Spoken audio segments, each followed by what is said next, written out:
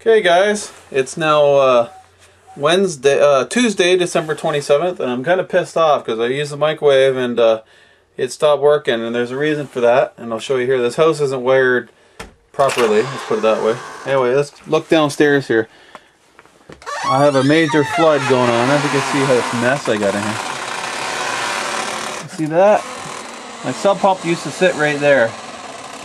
Boots all over the place. And it's not quite as bad as the last time I had a flood, but it still pisses me off. None the same, because this pump, this sub pump is only like 2-3 years old, and it's gone already. That's bullshit. I mean, I paid. First off, I went to Canadian Tire. I shouldn't have bothered, and I paid top dollar for it. I got the stainless steel model, the best they could get, and that's what you get right there. Now the jet pump, the sub pump that was in the hole before this, was there for 15 years. 2 weeks after I bought this one, actually not even 2 weeks, a few days after I bought this one, this friggin' float unit thing let go, because this moves all around the hole, and if it's not straight, flat, on a level, that jams the float. Anyway, so this one here, I used the old mercury switch in there. Anyway, it just hums now, so either the shaft is seized up, maybe it's got some debris in there. I'm gonna have to take it apart and find out. Maybe take the cover out, the points are gone. I'm probably just gonna end up replacing it, but right after Christmas like this, I'm cashless until friggin' Thursday at least, so I have to do something. It's either to get the buckets out. It's been so mild here, you can see what the dogs did to the backyard. Yeah, we got some Christmas wrapping paper garbage to get rid of, and you can see the ruts over going in the field. Anyway, let's get to ripping this apart, I think. Okay, so we're in the messy garage, and the only floor space I have with light is right here anyway. Let's get these top screws out of here. I'll take the top off first. I'll see if the motor is seized up, because that's what it sounds like. Probably the points are gone. This has probably got a seal in it, so as soon as I take this off, it's not going to be any good. It's no good anyway, the way it is. So it looks like 9/30 seconds. There's a whole bunch right around here. Okay, since I don't really want to take the top of this off and wreck the seal, I'm going to take the base off first. What I'm thinking is that something may have went in there and jammed the impeller. You see my basement's full of junk, so we're going to take those screws off. There's a few around here, and then the base will come off. Okay, with the 3 screws on the base out of there, that should just lift off, like so. And we can see there's nothing in there. The gear looks really good. There's nothing in here jamming it. And the impeller is free, so what does that tell you? The brushes are probably burned out of it. That sucks. Okay, so I got it laying outside. I got the mercury switch in my hand here. You hear it humming. Nothing's happening. Yeah, I think it's finished. Nice, eh? Probably the best one to have, and it don't even last.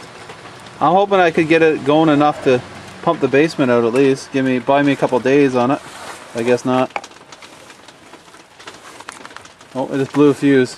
Nice. Alright, I think the startup winding is gone. Got some kind of oil on the top here. I don't think it's supposed to be there. I think it came out of this thing. It says China right on it, so that, go figure, eh? I don't think there's supposed to be oil in here, and if I take this top off, the windings, I'm not going to bother. It's finished. No, I'll have to get another one, I guess.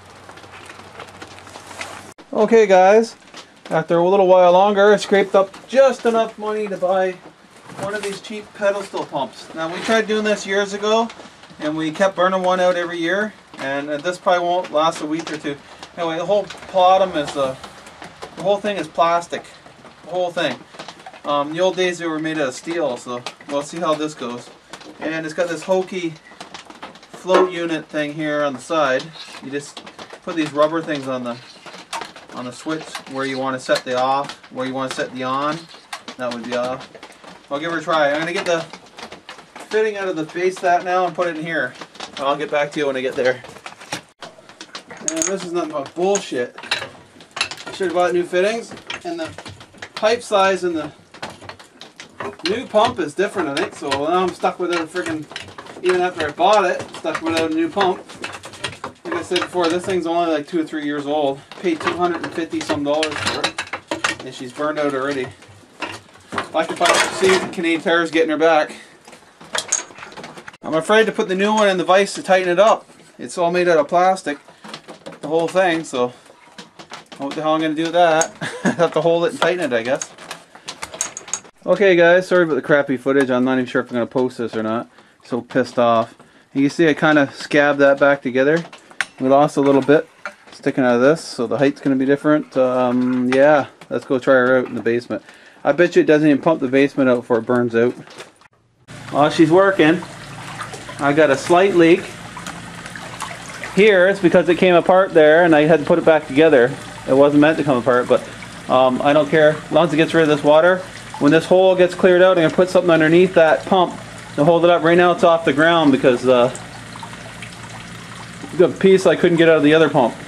I might try to pull it down off the ceiling here. I was telling somebody else how old this house was. It's built in 1886, I believe. You can tell it's had a previous repair to the basement. The walls are extra thick. Don't mind the cobwebs. Some of the old wiring in here. You can see you got logs for floors. Pretty sweet down here. Alright, let that pump a little bit. I get right back at you guys.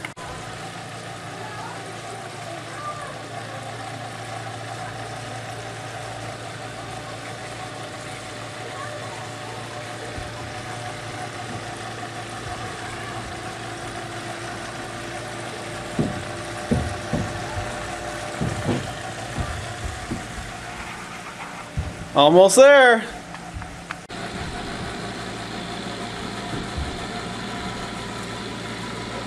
Now if I got this set right, that should drop and shut that switch off. It's probably going to scrub the side of the hole. I'll get you guys in position here. So I didn't want to go up the barn and do the chores until I saw it go off. Now I should be able to set the level of it coming off and coming on. So let's see. And that piece I took out of the bottom I couldn't get out was a check valve, so when this shuts off you can see a lot of water run back in the hole, which I don't want, but this is gonna have to do till I get something else. I want to show you guys that. I know it's probably pretty boring, but perfect. Now you're gonna see a little bit of water come back out of there. Not too much, that's good. Okay, just a quick adjustment on the top of the float. I'm gonna adjust it so it'll come up more. And it's pretty hokey. All it is two pieces of rubber on a rod. Perfect. Okay. There we go. Let's fill the hole back up. That's what I was afraid of. No check ball in there. Okay guys, catch you later. Okay guys, hope I didn't bore you too much with that. I'm going to use this little pedestal pump until I can go on Kijiji Thursday and buy a used cast iron submersible.